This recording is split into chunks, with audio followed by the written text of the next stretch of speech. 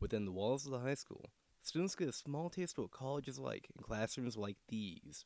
The program that these students are enrolled in is called College in the Schools, which allows high school students to earn free college credits while they're still at the high school. You're given the materials you need to learn things, and you need to study those materials, and you're basically responsible for yourself in terms of learning, and the teacher is there as a resource for you to use as well, and that's a lot like this CIS program. Doug Long is one of the few teachers that teaches college in the school classes at the high school. The way the course is set up, it's set up for students that are definitely college bound. They're looking for a career in medicine or using their knowledge of the human body in some way. And so we have some very, very sharp kids in here. The requirements to get into the course is that you need to take chemistry and have at least a B in the class. So there's a prerequisite to get in.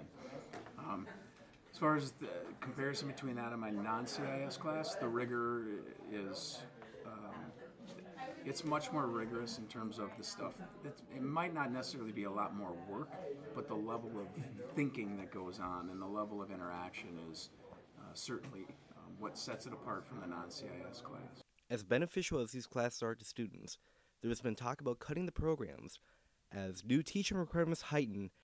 The Higher Learning Commission, the HLC, wanted to strictly enforce this notion that anybody teaching a college level course has a master's degree in that field of study.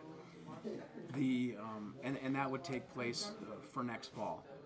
However, there are provisions within that ruling that kind of gives each university a grace period to figure out an alternative plan. So, for instance, I'm one of 35 teachers that teach this class throughout the state.